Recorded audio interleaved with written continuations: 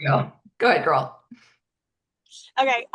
No, I just need a little like pick me up. I feel like I have been on a roller coaster for the last like several weeks, and it's like I'm up a pound, I'm down a pound, I'm up a pound, I'm down a pound.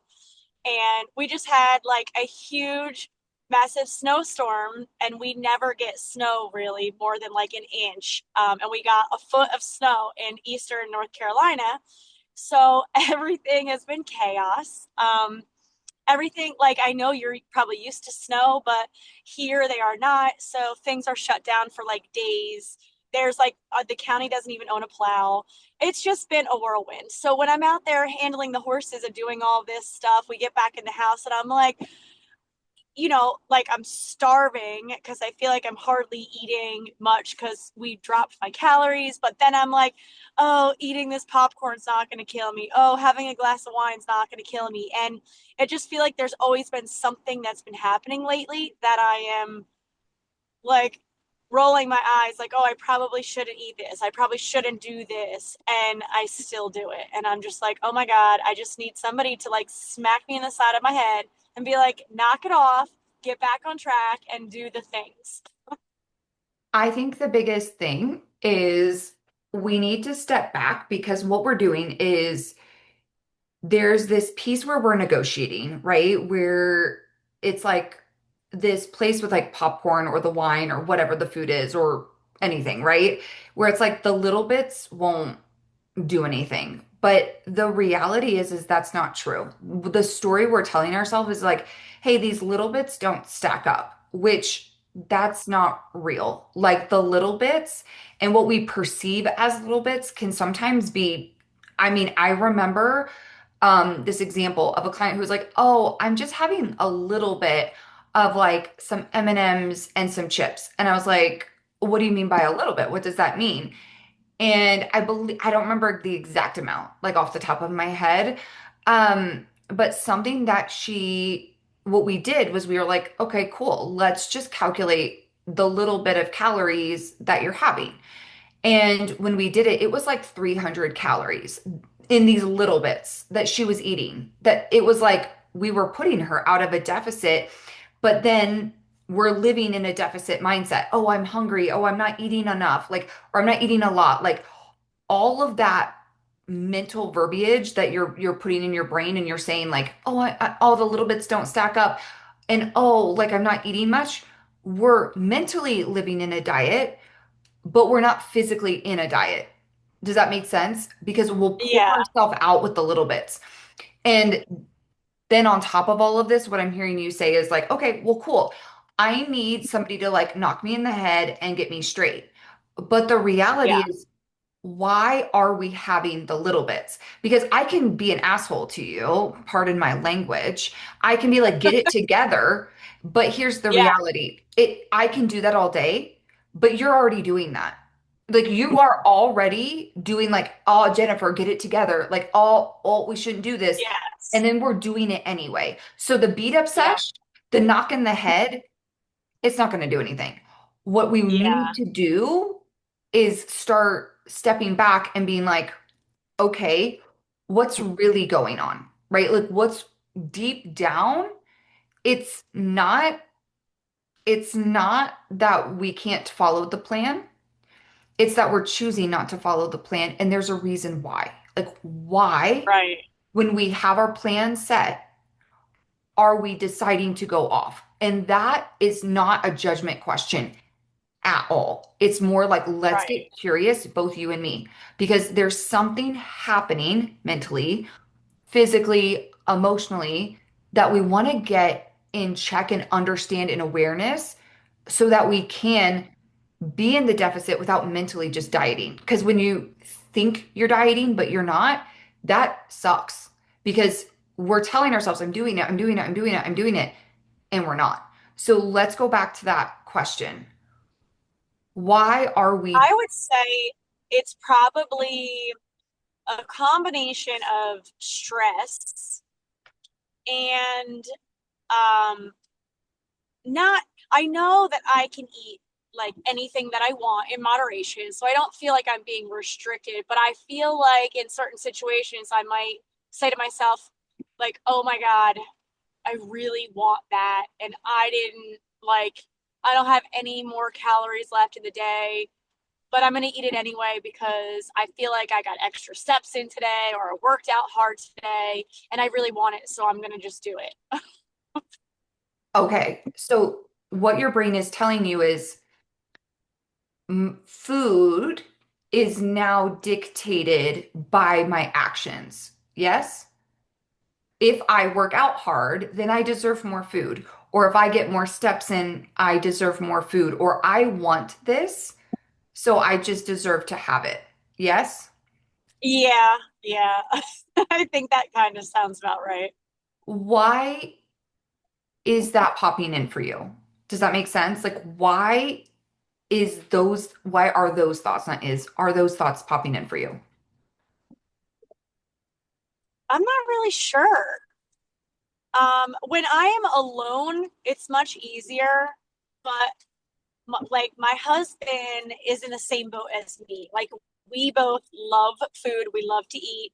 He works out like a freak. He does his macros and everything too, and he's got a trainer. Um, but we are both in the same mindset. So sometimes when he like breaks out the popcorn, I'm like, oh yeah, like it's hard for me sometimes, not always.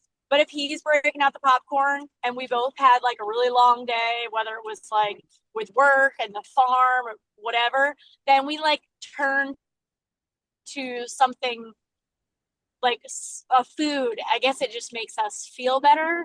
Yep. And he's leaving tomorrow for like 3 days, and I'm actually super excited because I'm like, oh, I'm gonna be my diet's gonna be on point while you're gone. I don't have to have any extra influence to be like, oh yeah, like here you want some popcorn? We'll just keep using that as the example. Yeah. And I think it's real because I've had this conversation with clients as well. Like, why do I feel better when my husband is gone? Because it's some ways extra stress, right? Like more responsibilities are put on you. But at the Yeah. same time, there's less decisions. Like there's another person we don't have to focus on or take care of. Um, and I feel this like when my husband, like he's in the military, he travels, like I'm not used to snow, so don't put me in that boat. Oh, No. I'm originally from Texas, so no. okay. But with all of that, like when he leaves, it's like one less person I have to think about and take care of and make sure everything is good for. And I just have to focus on me and my kids. So it's like I have a little bit more control over like the schedule, the routine, like what we're doing, what we're eating. I mean, I always have control of what we're all eating, but it's just like there's less decisions because I don't have him as part of my decision-making process. I'm it. I'm it. Yeah. Same for Yep. you. But here's the thing, you nailed it. And this kind of goes into what we talked about a little bit last time is food is, like you said, especially it sounds like the emotions I'm personally hearing are stress. Like Yes. you've used that like 3 times, like, and there may be other ones, but it sounds like stress is one of the biggest drivers. I've had a stressful day, right? And Yeah. I'm also hearing I was good all day, right? Like I was good. I crushed my workout. I got extra steps. So I'm being good and I am stressed. And what am I instantly looking for? A dopamine hit. Like you're looking for food to Yep. buffer because you're like, I don't want to feel this feel anymore because feeling stress sucks. We'll just put that Yeah. out there. It does. But we're using food to buffer that emotion. We're using food to get a dopamine hit because we don't want to sit in the suck. Like we don't want to sit there because it's uncozy. Biggest thing I would say is the food and where we are, and then the stall in progress. We're just on this hamster wheel. Like we're just doing this. Yep. And then we're like, why am I not losing weight? And we mentally are like, well, I know I've been having those little bits, but that can't be that because I worked out hard and got extra steps. But here's the deal, your step count, your workouts are already factored into your calories, right? Right. Now, I totally get if you had to go like shovel snow.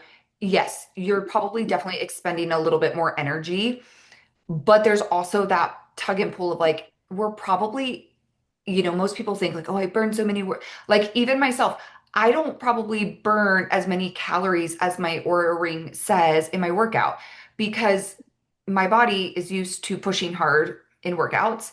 Two, we don't like these are just based on like random formulas. They're not random, but there's a formula and it doesn't Right. take into account all of these little nitty-gritty things personally. I train hard. I'm probably not burning the like 400 calories in my leg day that it says I am. I'll just be real. And so it's already embedded in your overall macro count. So sure, you might have a little bit more energy expenditure. Yes, you might be a little bit hungrier if like steps were a little bit up, but it's also not a place of like, well, I get to have more food. That's not the case unless that expenditure continues to stay up. Like, say, all of a sudden you're just shoveling snow every single day for 3 hours a day. Yeah, we God probably would no. need to shift things, right? But Yeah. that's not the case. This is like a temporary, or even like you got the 1 foot of snow. It was probably like one big day of shoveling. There might have been some additional shoveling, or like you said, having to be out with the horses. I'm sure there was like extra tasks and things, but we weren't Oh yeah. really burning as much as like we're mentally telling ourselves. Like we're telling ourselves like, oh, I probably burned like, oh, so I get to eat this. And it's like, that's not how the body or deficits work. Like it really doesn't. The biggest thing when I'm looking at this is we, and the hubs is part of this conversation too, because what I'm hearing is if the hubs, and hubs is going to have, even if he's in a deficit, and even if he's not in a deficit, he's going to have way more food than you. Not like it's just real. Men have usually Correct. bigger, more muscle mass, naturally, um, taller. Like typically, my husband's about like I think an inch taller than me. But he eats way more food than me. Still, like Yeah. it's crazy because as women, we do have to deficit and be a little bit lower. And so he can be like, oh, cool, I can easily put my popcorn into my macros today. Ooh, I can easily go out to eat today, even if I'm in a deficit. Yeah, it might take a little bit more work, but a deficit is also for a short time. And all we're doing is we're taking this deficit and now we're just living in it. Like we're just living in a deficit, but we're not really gaining anything from it. So Exactly. there has to be some kind of sacrifice. Okay. And when I say sacrifice, I think most people think sacrifice in the terms of, oh, I have to give this up. Right. And that's probably where your brain, I have to, well, that means I have to give this up. And the reality is like, yeah, I am giving this up for a greater ROI. Right. Giving this up means that one, I get through this deficit quicker. I see results quicker. And you know what typically tends to happen? Results don't come from motivation. It's like I took action, I got the results. Now I'm motivated to keep going, continue, repeat cycle, actions, results, motivation, right?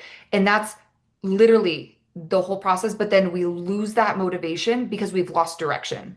We've lost any kind of clarity of what we're doing because it's muddied now. And with this, the popcorn is as our example, right? Because I'm sure it's not the only thing, but Right. if the hubs is going to pull, like, if we already know this is going to happen, one of two things. We either say, cool, I know the hubs is going to pull out the popcorn this evening. Why don't I just plan this into my macros, right? And not be like mindlessly eating, plan in a set amount, put yours in your own little bowl. Maybe you even sit away on the couch from him.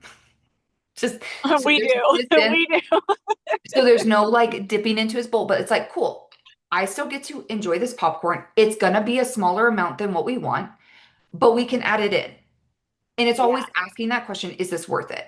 Like there was a time in my life where I would plan in like a nightly little snacky treatsy thing. Like there was something. I don't do that anymore. I haven't done that now for probably like 3 or 4 years where I'm like, I don't. it used to be like a non-negotiable for me. It was the first thing I planned in my day. So I'd say if popcorn is like that, I need to be able to have that little bit at the end of the day to just enjoy. Let's plan it in. If you're Okay. like,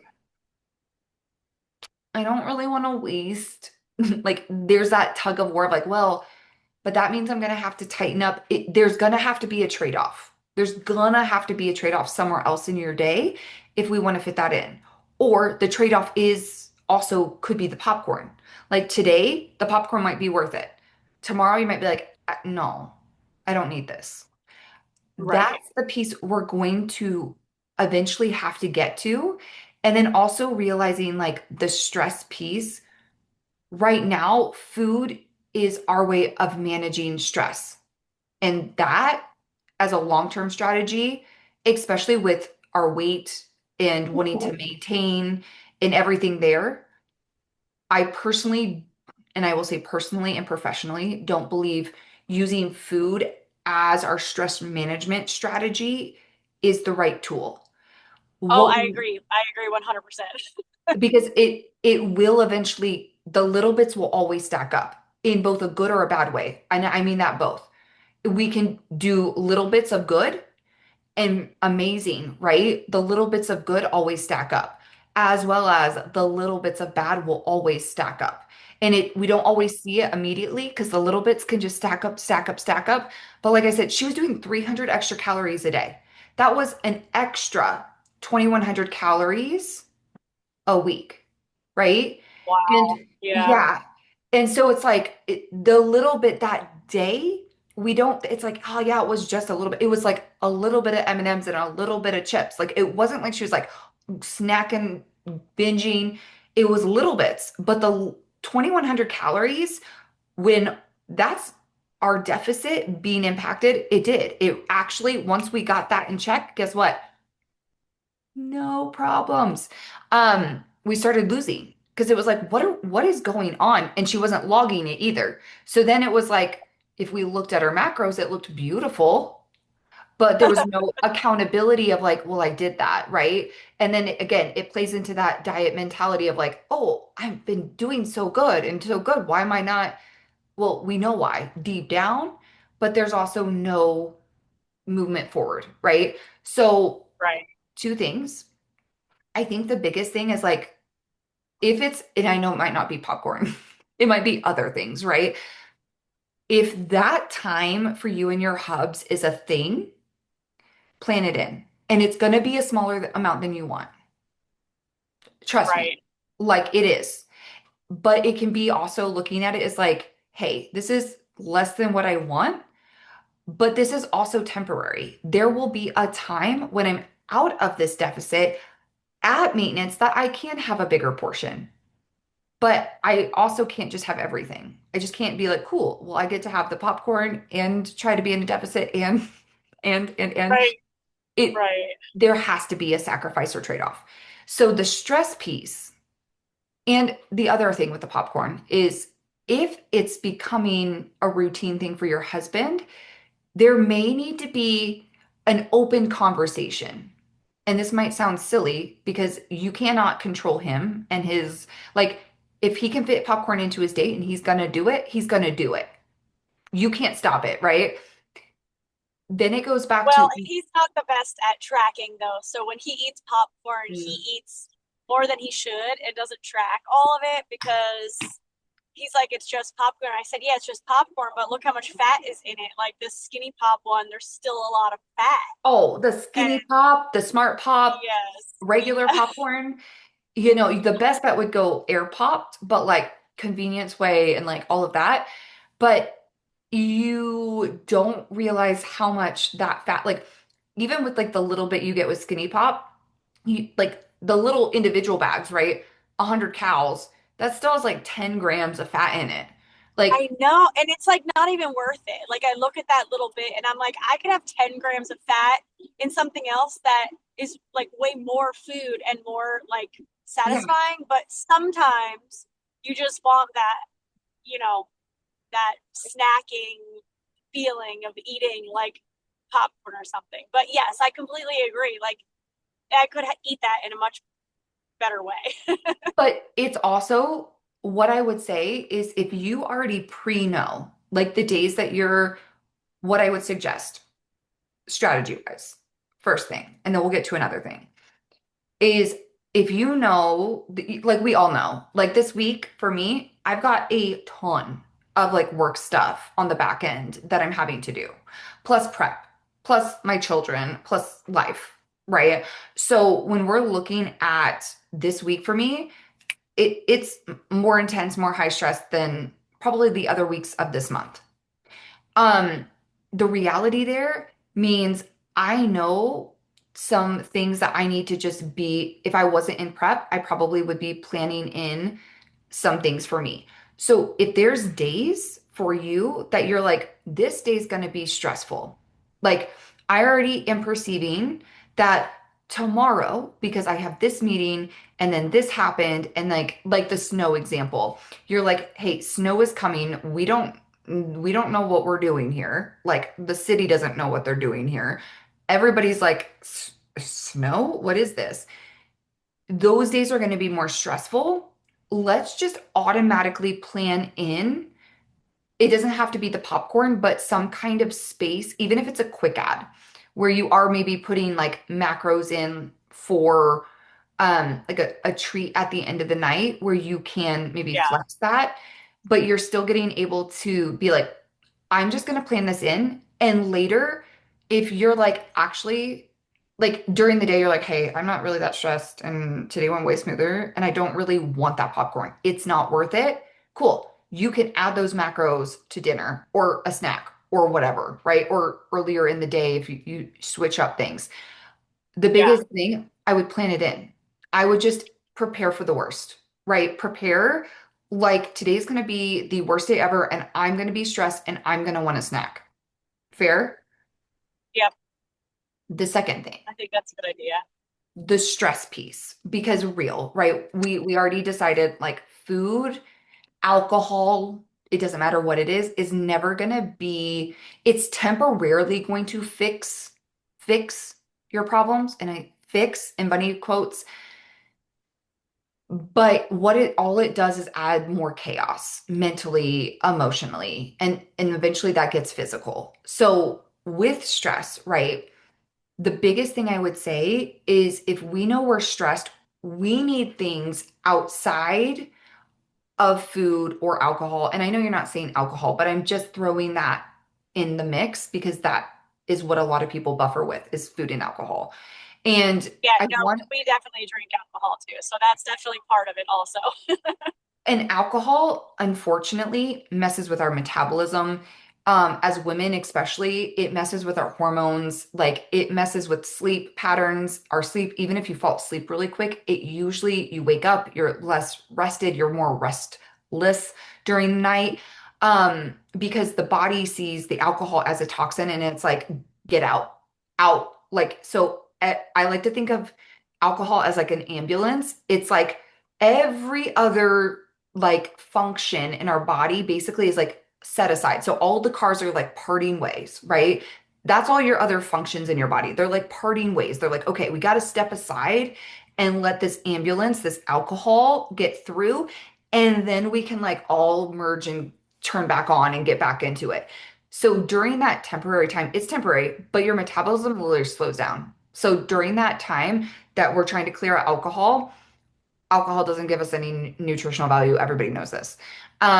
But it does slow down your metabolic process for like 24 to 48 hours.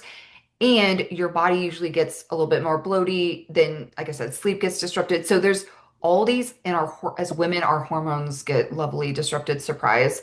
Um, so it's not that, don't hear this and be like, don't drink alcohol. It's also just being aware, like, yeah, that's gonna mess with things a little bit. And our stress, like it doesn't help sometimes us feel better. Like we in that temp we get this temporary gratification of like instant gratification, temporary like dopamine hit, temporary like, okay, this is my time. And Yep. then the next day there's sometimes the trade-off of like, well, my energy sucks, or now I'm a little bit frustrated because that wasn't on my plan and I need to do better. So I need to tighten up. And today I'm going to tighten, like, then we create this whole cycle. So these three questions are going to be the biggest thing I want you to think about is, we need to find other things that can help us when we're stressed. So when we're stressed, what are we looking for? I'll get to the questions in a second. I'll actually write it down. What are you actually looking for when you're stressed? Um, like to just feel like lighter, that I don't have a ton of weight on my shoulders, like Which relief. that's what I was gonna say. I was gonna say it sounds like relief, right? A release, a relief. Yes.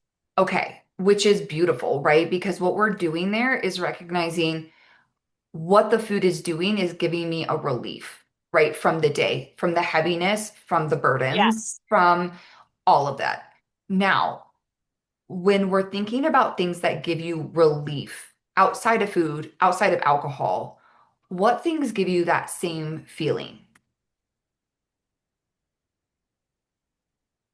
Um, Actually walking out, we have a 10-acre piece of property and our Mm, driveway is almost a quarter acre long. We have a lot of woods surrounding us, so I will, when the weather is good, I will like find my time to go up and down the driveway, even if it's only like once or twice. Um, and just like it's like almost you're kind of like walking in nature a little bit. That is, I notice, is good for me too. So yeah, when I can, I do try to do that. that's beautiful because it's real that like just being in nature immediately calms us. And then all the fractals that you're seeing with like and fractals are just like same shapes, but in different patterns, like leaves and branches. Like there's repeating branches, but they're all like different, right? Same with leaves and stuff like that. So you're seeing all these different fractals, and it's actually very calming on our body and nervous system. Love, because same with me. Movement usually helps me too. Like I'll dance, like I'll Yeah. I'll move my body in some capacity. Now, I hear you about weather because if it's weather dependent, which we want Well, something. Go ahead. we will do it when it's raining, or cold, like, and my husband will do it too. Like, we'll Okay. just like bundle up or dress appropriately, but we've not been able to with the snow or anything because that's just Yeah. treacherous. Well, and you But probably don't another thing have that enough stuff for that too. Like well, the bundle and we do enough trekking through the horse pastures and okay. stuff with the snow there, so I'm like, I get it. that's You're like not as over. enjoyable. Like a walk up and down the driveway is enjoyable. So when there's snow, you have to like, I feel like I'm walking on the stair climber in the snow. Kind of, yeah. I feel that. um, but the So other thing that is one of my biggest like stress relievers is getting massages. Unfortunately, I can't do them as often as I want because of how much they cost. But I do try to get a massage at least once every like 6 to 8 weeks. love that. And what I would say is that's a great thing, but again, not something we can just do every day, which I love that you noted because that is real. Um, as well as like the walking potentially could be, but I want Yeah. something, even us to like keep racking our brain right this second, of something that it doesn't necessarily mean we have to be a certain place or a certain like perfect situation like the massage, right? Or I have to be able to be at home in a bubble bath or things like that. Is there anything else that brings you just like relief, like brings you down? Like if I'm really stressed, I do that one of the breathing techniques. I think you had talked about it the one day. Uh like you Like, hold your breath, you take a deep breath and then you hold your breath and then you exhale and it's like timed. yeah, box breathing. Beautiful. Yes. Yes, I like that. I also have a sauna at my house and I have not used it in a while, and I feel like I need to maybe start because I just don't know that I feel like that truly helps, but I feel like it would help and I wouldn't fully know that it's helping. That makes sense. Um, so a sauna is a beautiful recovery tool. I love a sauna. I just don't like to overuse the sauna because it can, like, sometimes people get obsessed and can like be go every day. And while you could, sometimes it also can just put more strain and stress on our body because we are stressing out our body, putting it in high temperatures, but we're also allowing our body to detox, right? Like your body naturally detoxes, but you sweat is one of our best ways of detoxing our body, right? So when we sweat, we're actually releasing like heavy metals, we're releasing toxins, we're releasing things in our skin, our body that it just like gets it out. And so I love the sauna as like like you had a stressful day and instead of being like ooh popcorn, it could be like ooh sauna, right? It could also it could Yep. also be ooh I could just maybe take like you don't need to do this, but like I love when I'm box breathing, like if I just because the box breathing, it just does. It turns on the CEO of your brain, your more logical brain. And when we're stressed, where are we? Like, so you have this like prefrontal cortex. That's like my fingers, right? What happens is when we get stressed and we get emotional, this prefrontal cortex is the CEO of your brain. Beautiful, right? It plans, it organizes, it's logical. It's like, let's do this, boom, boom, boom. And we start our day usually here. Like we're like, okay, today we got da, da, da, da, da, da, da, da. And then as the day goes on, emotions pop in, life happens, chaos happens. Our prefrontal cortex flips up and now we're in the emotional brain. So, emotional brain, we don't make logical decisions. It's like everything you're talking about. I'm stressed. It's been a shit day. I was so good. We start justifying. We're not in a place of like, hey, I planned my day. I don't have room for this. No. So, the box breathing, or I like to listen to like some binaural beats and just breathe and like sit in the music and breathe. And what happens is we get out of that emotional brain, we turn our logical CEO brain on, and we're much better at making decisions at this point, which we can be more logical, where it's like, I didn't plan this in. This wasn't part of my day, but I'm going to make it a part of my day tomorrow, right? Like, so I'm going to kind of sit in the suck because the suck, I call it the sit in the suck, and that's probably not the best way for everybody, but you're always going to have this massive urge. So, like, the Hubs gets out the popcorn, you smell it. Immediately, you're like, hell yes, I want that. The urge is instant. You're like, oh, let's go. I deserve popcorn. And Patricia's going to be like, yeah, you do. You had a stressful day. You worked really hard in the gym and you got extra steps. It snowed. It was insane. Uh, Immediately, we've just justified everything. And then you're Yep. like, oh my gosh, I want it more after we've justified it. We want it more. And instead of just allowing that, knowing like feelings are like clouds, the feeling will pass over us and it will. It just feels really heavy at first. So it's like this dark cloud and it's like, and it comes and sits here for a second. And that's the urge. That's the suck. And that's where we're like impulsive. That's where we need to pause and be like, ooh, I'm noticing I'm being impulsive, right? Say, I need to go do sauna or breathe before I jump into popcorn. We're gonna let that urge sit. We're gonna sit in the suck because it's not gonna just be like, oh, okay. Well, oh, you said no to popcorn? We're good. No, you say, hey, we didn't plan popcorn in. Patricia's immediately gonna be like, hey, hey, hey, hey, hey, hey, hey, girl. Did you not hear me that we were feeling super stressed and that you had a really long day and like you have another long day tomorrow, plus it's leg day tomorrow, which we know is gonna amp you up already too. We need the fuel for leg day. Like she's gonna just come back harder. Like she's gonna come back harder. So when we tell our brain no, when it's like it's gonna come back. And that's what I say about sitting. Like, that's why I call it the suck because it's almost this point of you're like, I'm in my feels And I know Patricia is going to get louder. She's not going to like, oh, I planned my day out. So, oh, okay. Oh, Patricia's going to back off. No, she's going to come at you harder. So you have to almost like wait out the urge and just pause. Two things we can do, 20-minute rule. And the 20-minute rule is just give yourself 20 minutes. And that's the sitting in the suck. So we give ourselves 20 minutes.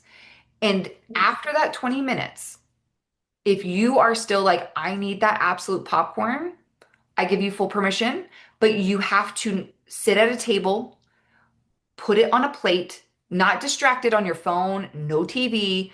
You sit down, you're going to make that popcorn a freaking moment. You're going to enjoy the hell out of it. So you're going to eat it slowly. You're going to just really savor it, really chew it up, really notice textures, flavors, all, but you're sitting and present with it. Like we're not mindlessly eating on the couch and ha ha ha ha. Like we are so present with it.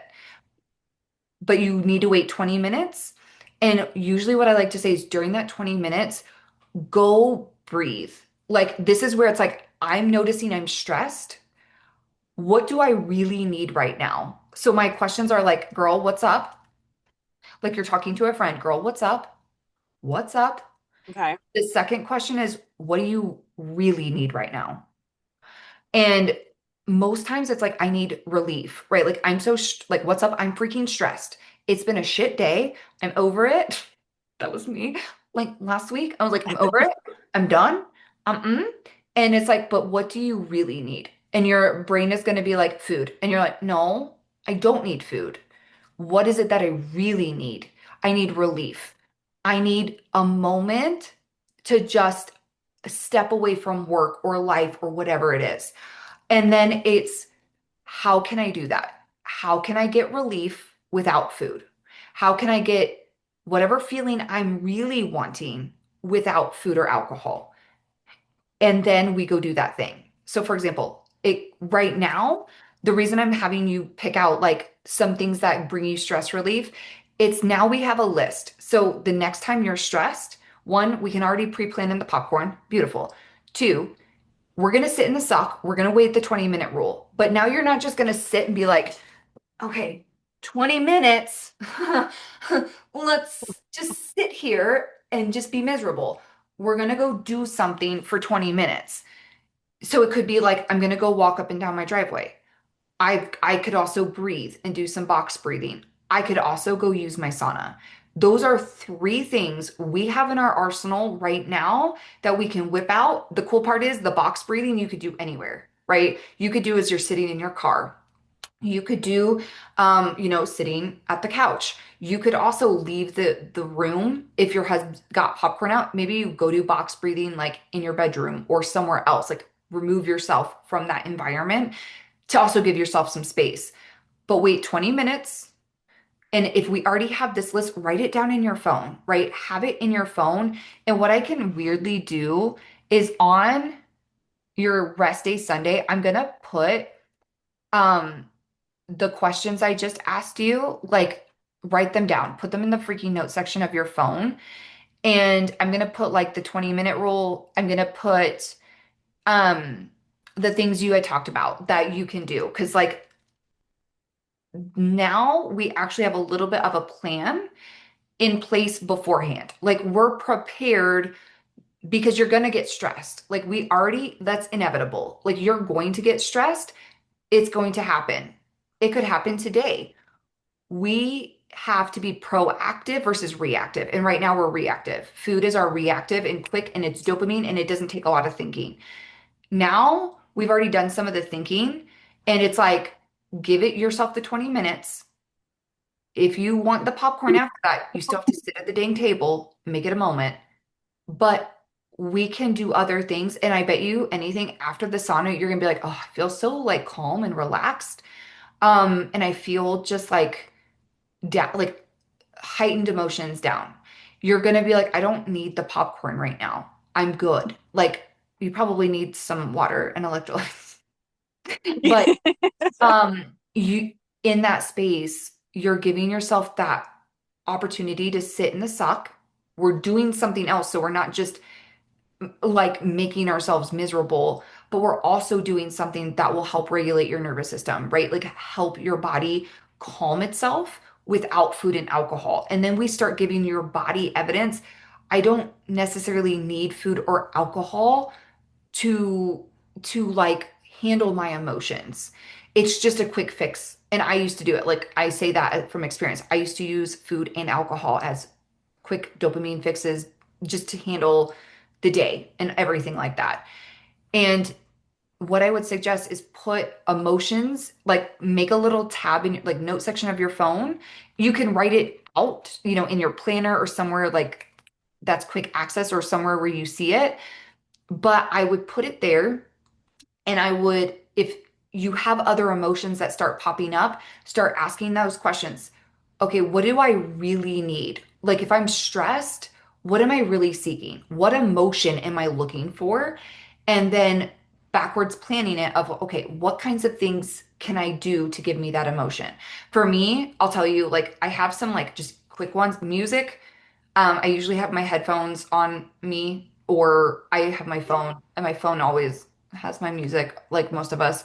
It's like I can dance, I can go walk, I can listen to music, um, I can sing. Those things actually just calm me down, and I can pretty much do that anywhere, anytime. Now, yeah, I probably won't be dancing in the middle of the grocery store, but I could, you know plop in my headphones and just listen to some good jams or calming, like whatever I need, like calming music, jams, like hype music, like sad song. It doesn't matter. I can put it in. But I have like go-tos that I can almost do in most situations. So like walking is a big one for me too. Like moving my body in some capacity usually helps. Like if I'm stressed and overstimulated making dinner, I put my headphones in and I'm like, cool. I'm gonna just listen to some music, some jams, and like bring it down, maybe dance a little bit, and immediately relief. Like there's immediate sense of like come down. So there can be different emotions you might need different things for, but then you don't, if you're like, I'm stressed. And instead of being like food, it's like, oh, I have that note section in my phone. I'm going to go look in that first. I'm going to go look at what I can do because again, when we're in emotional brain, we're impulsive. We want to get back into logical brain and space, time, the breathing, that will all put this back on. Where then when we make the decision to eat the popcorn, if like, for example, we didn't plan it in, we did the 20-minute rules. Now we're not making it from an emotional brain. We're doing it with an illogical brain. We know exactly what we're doing and we're choosing it. Like it's not like, uh, it's like, nope, I sat with this. I let things pass. After 20 minutes, that urge will be done. And now I'm actually in a place where I can logically make a decision. Does that make sense? Yeah. And that's what I want us to do. And you're going to suck at it at the beginning. Fair warning. Awesome. But the first part is giving, I like I said, I'm gonna put it in your workout thing just so because I know you're driving. I know you're not right, you can't write it down. Um, but I promise you,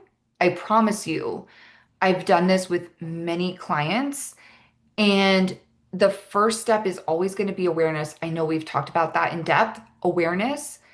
The second step is starting to be like, okay, I'm not going to keep the pattern I have going.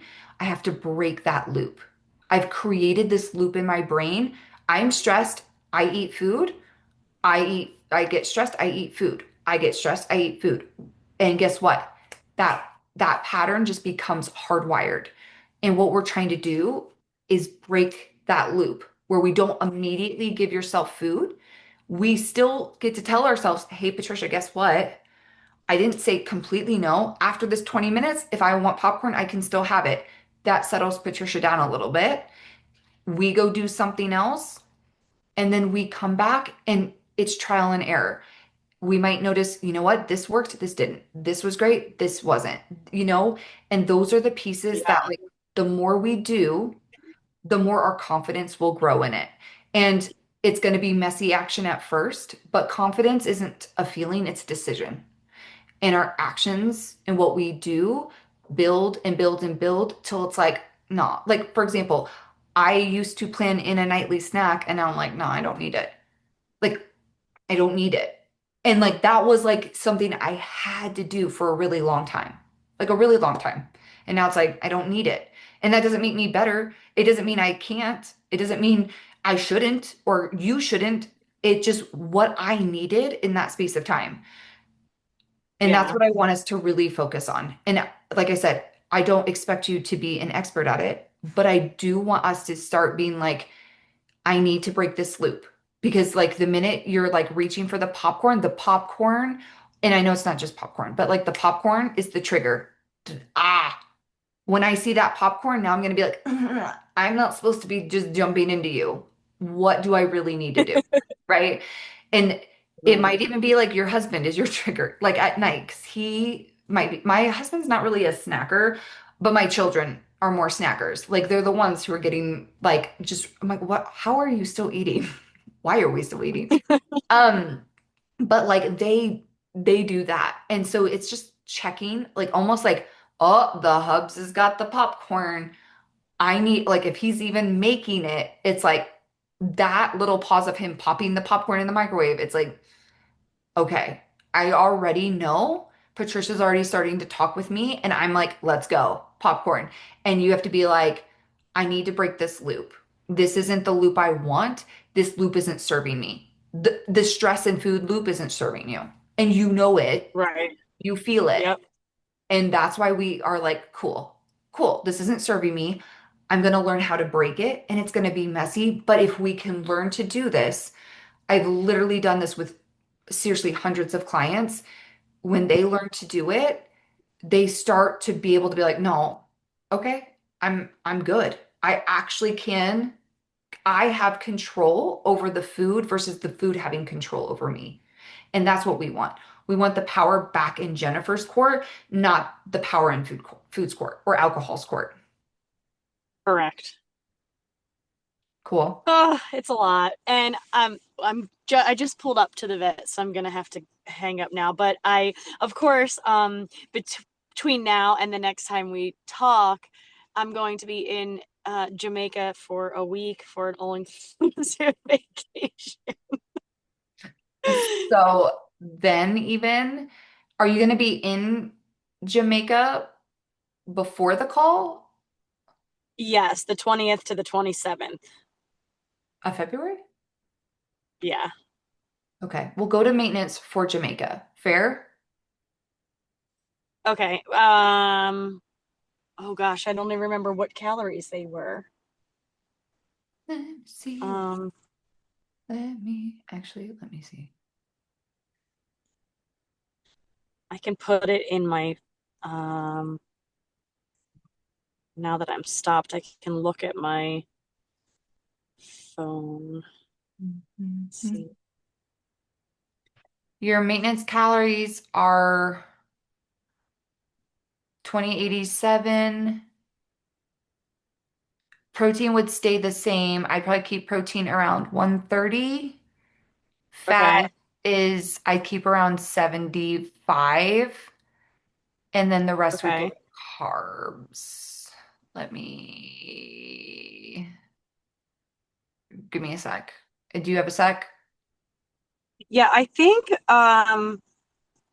1945 was that the last time we did Uh-huh. the highest maintenance that we were? So it was Yep. 130 protein, 65 fat, and 210 carb. Yeah, I would go. We've got like 2087 is maintenance. So you could stick with the 1945 to like think of it as a range, like 1945 Okay. to 2087. And then I Okay. keep protein high, 130, or keep protein as it is, not high, but like keep it as it is. Yeah. And then I keep fats a little higher because usually when we're eating out more, I don't, in other places, fats are going to be high. Like they just are. So I keep fats around 75, maybe even 80, and then the rest a carb. And then Okay. think of it Do that. as keeping a structure of like a P2 and a carb for each meal. So keep just a repeatable structure. And that doesn't mean, oh, I have to eat chicken breast, broccoli, and potatoes, right? It can be like I can have a burger It just might be like instead of having a massive burger that's 1,000 calories, I cut that sucker in half, maybe save the sucker for dinner later or another meal or breakfast, who cares? And then, maybe get a veg if possible. Um, I would have to look up Jamaican food. I know we don't have time to do that, but like usually Jamaican food's got like more rice and a meat and I'm assuming a veg. Probably some fruit as A lot well. of jerk chicken, Yeah, yeah. spicy. Yeah. So I'd be like, cool. You're probably there's going to be more sauces, marinades, things like that. So like the fats are going to already be built in. So if you can think P2 and a carb, get protein, get some kind of plant and a carb on the plate, think 1 to 2 palms of protein, 1 to 2 fistfuls fruit, veg, or both, and then 1 to 2 Yep. fistfuls of like carb. You keep that kind of structure breakfast, lunch, and dinner. It's not going to be perfect, but what it can do is using your hands, you're going to keep in portion control. You're going to keep some routine and consistency, and then you're not going to feel like, Yeah. oh, like I'm just doing this massive, like crazy out of the gate, like no structure to my body. And it doesn't mean that every day or anything, but it can be really helpful as you're thinking about your food to keep more consistent energy and feel good. So I Okay. do it like if the carbs would be, I said like 75 grams of fat, 130 protein, 223 grams of carb would be for 2087 maintenance macros. Okay. And then Okay. we can always go back into I the, will try that. yeah, do it. Do it. All Being right. in a Well, thank you deficit so isn't much. I gonna always appreciate all of your help. I love it. Go take your puppy to the vet and hopefully it goes well. And let's just check in how things are going next time. Sounds fair? Okay. Yeah, that sounds good. Cool. All right. All right. Well, Thanks so much.